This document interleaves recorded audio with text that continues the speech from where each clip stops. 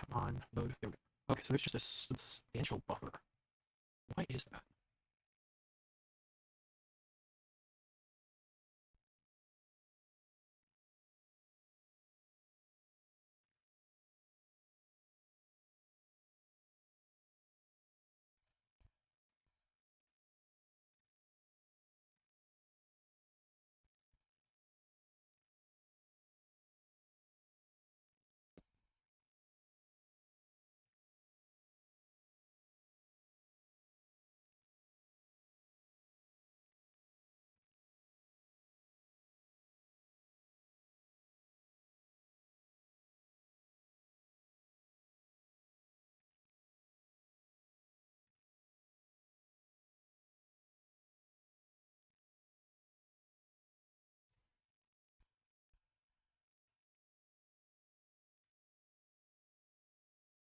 Okay, where is the latency option here?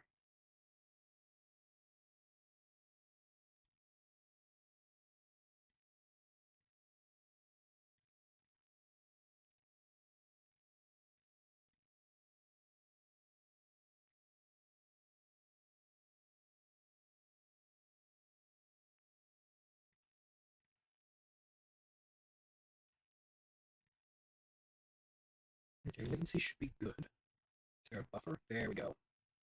That should fix everything. All right. Okay. Into that.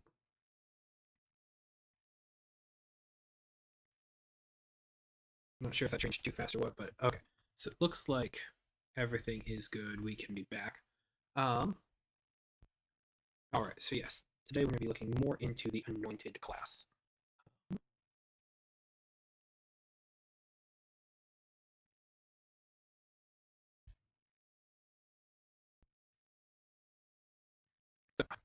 So, last we left off, we had discussed conviction, the heroic resource for the class, their spellcraft ability. Ooh, man.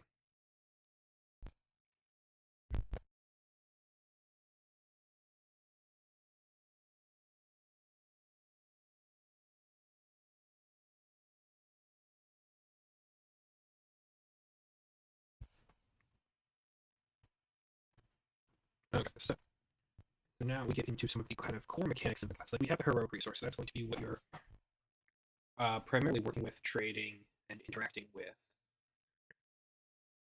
And so then we have the three different options for your oath talisman. This is the representation of kind of which patron you make your pacts with. So our options here are basically just the five are just the 5e ones, being the blade, the chain, and the tome, but they're going to work differently. Um, so let me go ahead and kind of pull up my limits here. Plus, I'm going to be importing that information over into our new update current document. Because the last thing that we have to bring over specifically is a vestige of 5e, and that would be Smite. And I do want Smite to be a thing in this game. However, I don't want the Anointed to just be this game's version of Paladin. It is, but at the same time, it should be able to do more and stand on its own.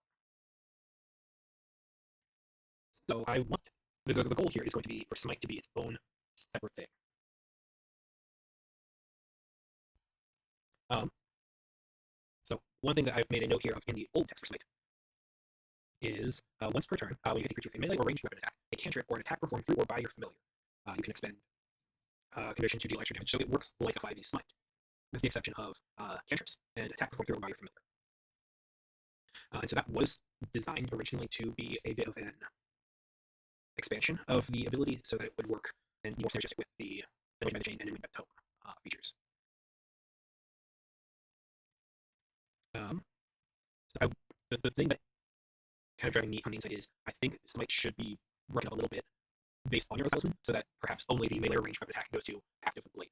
The cantrip only goes to um, active the tome. But then again, just attack performed through or by your familiar is kind of minimal, which I want to expand on that for the pack of the chain. So let's just go ahead and bring that over as is right now. Okay, so let's first up start by just adding some flavor text here. So the might of your conviction fuels you to challenge and strike down upon those who oppose you.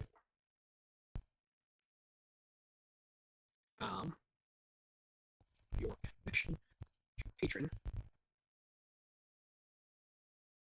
Now, through your judgment, you become a conduit for the radiance of your patron. And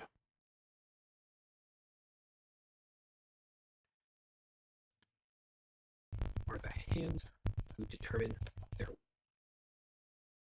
are the hands who determine their fate. This, the mind recognition feels to be challenged and strike down. Judgment, you become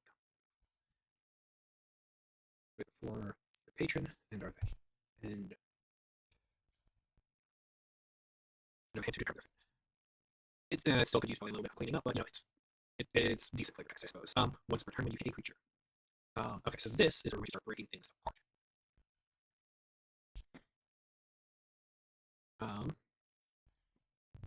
So once per turn, you can expend a number. You can expend your conviction to deal additional damage to your opponents. There we go. All right. So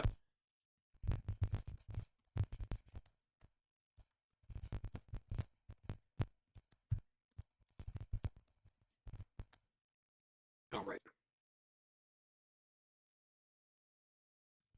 A attack. You can expend your rate into boom. All right. So that is going to be your standard Paladin's Divine Smite. Once per turn, when you hit a creature with a melee or ranged weapon attack, you can spend at least 2 points of conviction to deal radiant damage to the target. In addition to the attack's damage, the extra damage is 2d6 for 2 points of conviction, plus 1d6 for each additional.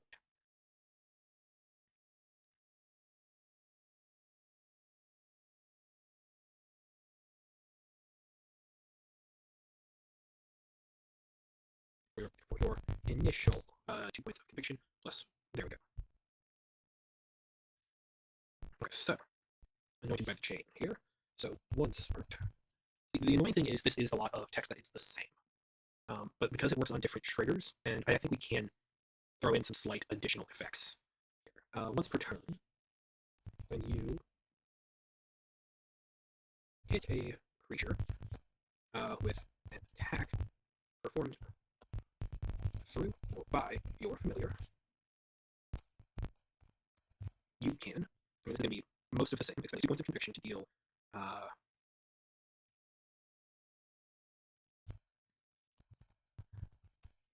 rating damage to the target. Okay. When you smite your opponent in this manner, you chains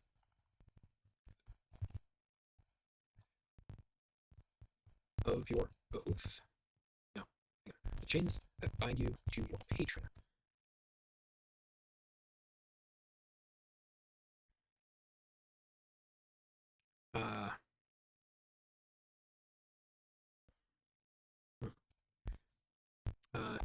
Ignite with their radiant presence and bestow temporary hit points to you, equal to your spellcraft modifier. So I was going to say to either you or your familiar, or I was intending originally was to create a small pool that you could divest between all of them. I think that's just going to be to either you or your familiar.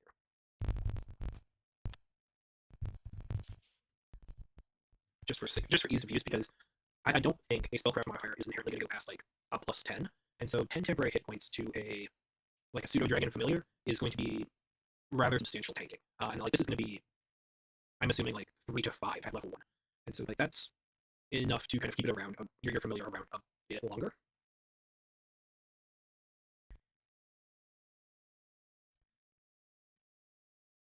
All right, so yeah, I think that is a better smite for the anointed by the chain, just because targeting through familiar is a little bit funkier.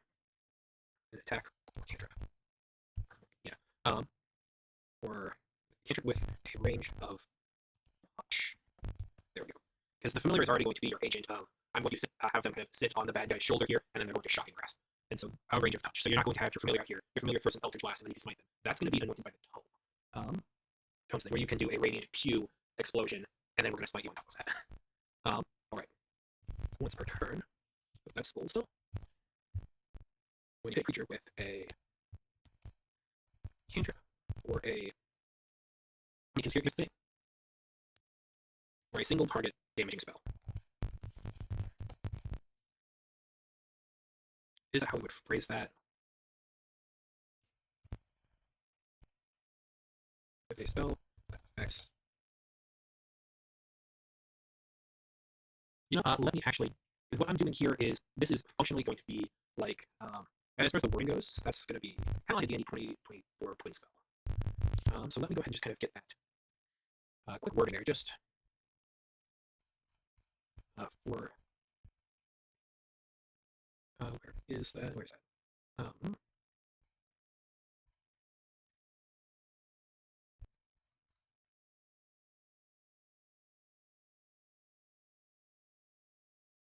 That, okay, that is not how I thought that worked. I guess I was thinking some of the playtest documents there. Okay. Never mind. We'll just work on and just kind of work with it here as is. Once per turn, when you hit a creature with a spell that affects a damage spell, a single target. And then we just throw in that same text here. Boom. There we go. And what we've got now is a lot more text, but a way to flavorfully.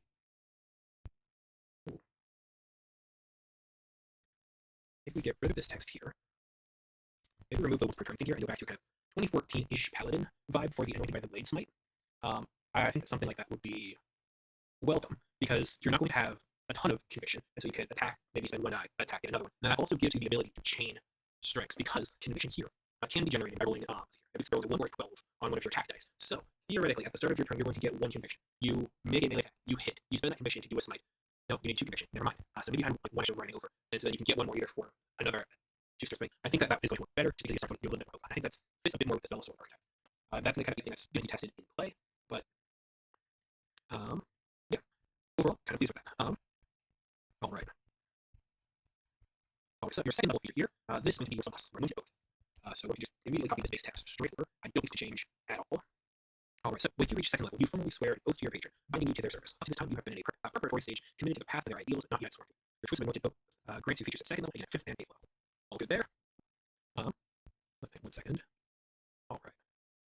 And so then we have your 4 different oaths. We have very order show in the book based off of their page number and the brief description of them. So we've got the Oath of Blackened Heart, that's going to be your fiends and devils, denizens of the hells. Oath of Blackened Radiance, that's going to be your Fey and your Fel. Oath of Fealty, this is your follower of religious and government institutions. And Oath of Sharpened Fang, dragons. Like, I'm saying, throwing back to 5e, why don't we have a dragon walk? And like a dragon paladin seems pretty cool, like someone who follows the ideals of those draconic nature and standing. Similarly, Oath of Fealty fits into a similar vein as like a champion fighter, but like better. So that is everything that you're going to get at second level or some class features, your archetype features. At third level here is going to be Paragon Talent. This is Beat. So that is just directly over again. Third level, then your third level, you get at 6 and 9, you gain abilities for improvement feet or 30 feet of your choice for which you pull out. Very simple stuff. Okay. Force of Devotion is your 4th level feature here. Let's go ahead and bring this over. We're going to be tweaking this. We're going to look at all these features into our new document. We're going to go back through some previous versions and tweak them based on different wording and phrases, or just kind of look over it for a current meta standpoint. So, Force of Devotion, the power of your oath, so where you seal you against your foes. When a creature makes an attack against your fortitude, you can force it to reroll the attack. Okay. This, on one hand, attacks are going to come in 3 different defenses. So, yeah, some of the things that have kind of transparently changed throughout this game's history is how defenses are handled. Originally, defenses, it was going to be sort of light under AC, very similar to something like 4th edition, where you could wear an attack with target 4, fortitude, reflex, will, or arm class. And that is something that I fundamentally really liked about 4th edition. However, when I updated the game to be all about the power roll, and so that was going to be your core game mechanics, similar to Draw Steel, I unabashedly am taking that idea from the MCM designing the game video that they released during the development cycles of the game's rules. That removes your defenses. And so It doesn't matter if you're targeting armor class, it doesn't matter if you're targeting fortitude, it doesn't matter if you're targeting defense, it doesn't matter if you're targeting will, you're going to be dealing damage regardless. Now, the way that game handles a lot of that is they have things like the, I believe they call it the Boolean checksum, where as you land a hit, depending on your tier of success, like if your opponent's might is less than 2, 5, 7, etc. Not exactly. I'm paraphrasing. I don't think that they have an M under 7, but then an additional effect triggers. For me right now, it's possible that a similar sort of Boolean checksum feature is desirable, but right now the way I have attack set up here is that they all have a defense right here. So you have your attack attribute, which is might, so you're going to roll a might check, and then if the opponent chooses to take the defend action, they reduce incoming damage by their fortitude defense. So when a creature makes an attack roll against your fortitude, you can force them to reroll the attack. So that just basically means a disadvantage when they make an attack against your fortitude. Well, disadvantage in a 5e sense, disadvantage is different in this game. And so there's an auto on thing. So you don't actually even have to defend. So it's just, hey, actually, I'm beginning to like this. Until you complete a short or long rest. No. Until you take the defend action. Because then you defend, and then you're just kind of a little bit more tanky against things that would target your fortitude, just because you are fighting defensively, right? Because the defend action is going to be tied to your armor points, and so you have a limited number of those, and those do recharge, I believe, on a long rest. And you have no use remaining, expend critical power uses again. Again, I think this is going to be until you take the defend action or complete a short or long rest. There we go. Yeah. So immediately. So the fact that it says this is up, once you use this ability, so it's automatically up at the start of combat. People are going to be fighting at you, swinging their swords. And then if they're targeting your fortitude, they reroll. And so that triggers once. And then after that, so this is going to be the first attack targeting your fortitude. And then so once that attack goes through, depending on what they roll, you're going to take some damage. And then in order to get it back, you take the defend action. So that's your reaction per turn. So you can have theoretically, you can use this ability theoretically as many as 2 times before it becomes your main action phase again, because it would be an automatic deflect, then you react, take the defend action, and then that brings it up again. So if you're going to get attacked like twice or by a lot of different foes, you can do that. You can basically suck up the damage twice by using your action to defend. And then for subsequent turns, you cannot do that, because then you would have sucked up the defense once there, so then you just have to defend again. Yes, I think that is a decent loop there for how that works. When a creature makes an attack roll against your fortitude. So this is also your choice. So like, if you're just entering the combat, if you just roll initiative and you take your turn, the hobgoblin captain might come out here, swing their sword at you, you take damage, it's hitting your fortitude. But because they're fresh off of a long rest, you can suck up the damage a little bit more, maybe because, I don't know, there's a cave troll right behind you or something like that. And so, you might not want to use Force of Devotion against the hobgoblin captain, because the cave troll's got a big club, and he's coming for you, because you are the frontline fighter of your army. And so, you can then do that. Yeah, no, when creature makes an attack roll against your fortitude. I refresh the page. Whoops. Let's just go right back into it here. Sorry about that. So yeah, when a creature makes an attack roll against your fortitude, you can force it. So once again, it's a choice. You can force it to reroll, taking the lower of the 2 results. Easy. There you go. You cannot use it until you take the defend action or complete a short long rest. Okay. So our next 4th level feature is going to be improved basic attacks. This is kind of a stand-in form attack in this system. So instead of getting, I attack, then I attack again, and that would be 2 main actions. In this system, it would be, in something like a 5e, it would be all part of the same action. In this system, you just deal a bit of extra damage, and the flavor is I attack. So improved melee attacks. Whenever you make an attack roll with the melee weapon attack or range from attack tag, so that's going to be these right here, you can use the result of the improved basic attack chart instead. So then you can have the wording a little bit, but once again, that's the point of these streams and these videos and such. It's going through old notes and bringing them up to current design language, and use improved basic attack charts in place of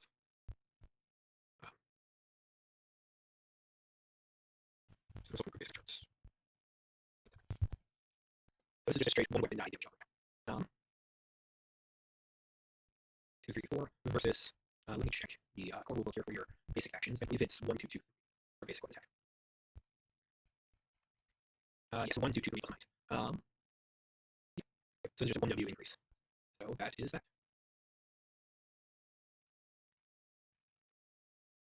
Okay. So our next ability, like core class ability here is Levitance. And now if you're coming from 5e, it might be like, hey, why is Levitance so like, let's just. The short answer being because it works completely differently, it has the same. Will it have a different name come from release? I don't know, perhaps. So, Levitance here. You can use your major action call upon your patron to restore another creature. You cast the spell Restoration. Restoration being a composite of Lesser Restoration and Greater Restoration at a level equal to your ability level. So you're getting this at 7th level. You get a 7th level Restoration spell. And so this is going to go to 8th to 9th to 10th. 7th level should counter most things. But once again, this is just going to be something that grows with use level. Once you use this ability, it's unavailable to you until you complete a long rest. I'm going to say this is something you can throw the riot test of using willpower to use it. When you have no use to spend. I think this should be 2 willpower. First thing, this should be balance, so it'll kind of depend on play style, but you automatically get some willpower back throughout the day, so you spend 2 points to lay on hands, resuscitate your fallen compatriots. It should even be 3. Because you have 3 points that are your base before any fatigue sets in. Then you have essentially 5 levels before death when it comes to fatigue levels. And so by costing 2, you can do this then. 2 base, 1 base, 1 fatigue, 2 fatigue, 3 fatigue, 4 fatigue, 5 fatigue. So that's 4 times beforehand. So I think this should probably be a 3-point spend. So doing lay on hands will be then your base, 3 levels of fatigue, and then if you do it again, it will continue. But that is a point recharge system there. So once again, going to require playtesting, but for what it is now, I'm going to put it at a 3-point willpower recharge outside of the 1 free every day. And then you also get a slight bonus, slight protective aura bonus here.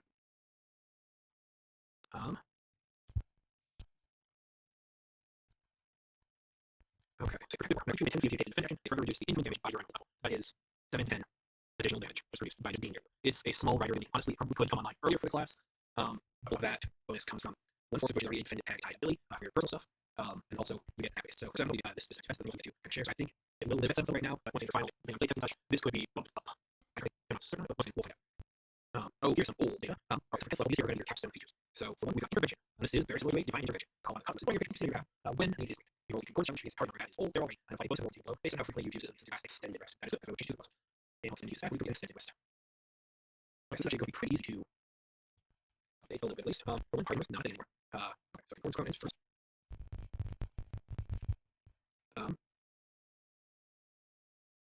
So I think so let's take a quick look at our difficulty spectrum here for playing the game. Because, come on, your default results table. Yes. Proficiency information, types of challenges. So this is probably going to be a difficult challenge here. Roll the concordance challenge against a difficulty set. This would be difficult. But what's the roll for the below? Based on how frequently you use this, advantage tier 2 result. Advantage tier 1, so you have advantage on roll, disadvantage and disadvantage 2. By making this check, this challenge, you do not gain advantage or disadvantage on the roll from any other sources. Guidance, fatigue, I don't know if we should etc. Any other sources that are not followers of your patron. You don't gain advantage from any sources that are not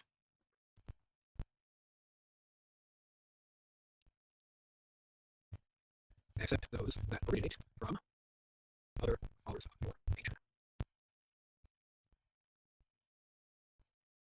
Any other sources except those that yes. So yeah, that works. So I just make this bottom here. I have the slip right there. I have this there. Oh, that was nice.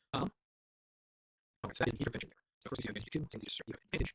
Or negative advantage. Or disadvantage. So yeah. I think that's gonna be that here. But that's just kind of a narrative, not a Deus Ex Machina. Actually, it's almost exactly Deus Ex Machina. So both ascended. It's old. And I can see what the age on it right now. Okay. This is going to need some better flavor text. So if you're moved by the you are so suffused with the money of your exploits, using 10 instead of 6 like that. Plus you perform a sniper and right away 10 race to get the next. The first part is great. The first part is great. I think I'm just going to leave that as is. I'm not 100% a fan of this writer, but I think it's a good flavor for the remainder of really. Basically, this could be just part of the slide text. In fact, I think we're just going to bring it up there.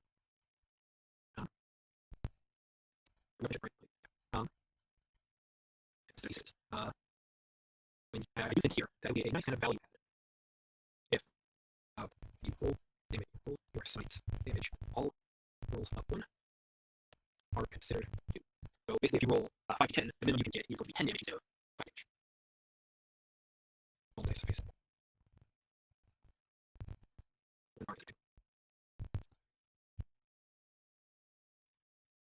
Person through the and it's closer to your original rating throws. While you're if you were commenting each daily combat with you. Your just feel after one is okay. So chain is a little bit more rocky in that they are more spell based. Your strikes. So let's go ahead and roll back a second here. To wisdom behaviors attack which you. Okay. When you hit a creature with an attack, range of touch. While familiar, this will 5 feet or content engaged in melee combat with your naturally deals an additional 1d6 radiant damage. There's basically a free level of smite. Your time studying magic and magic arcana of a creature is the ability to inflict a greater command over the magic of your smites. When you smite a target tackle, you can cause the magic to leap from your grave to any other creature or object of choose, all of which must be within 10 feet of the first target. Yeah, that's rocks. Each of the target takes 1d6 radiant damage plus the amount of conviction expended as a part of the smite. Yeah, that's cool. Leap from your to a number of other creature or object of choosing, up to your spellcraft modifier, minimum of 3. Each of which share less level is tiny back for spellcraft, so it's less magic numbers. They take chain radiance. Yeah, so that's going to be our introduction into here. Gameplay testing. But I'm pretty excited. I'm feeling pretty good about this class. So yeah, thank you guys for watching today. I'm going to go ahead and figure out some gameplay issues on my side here, but I'm going to have to we'll see you next time.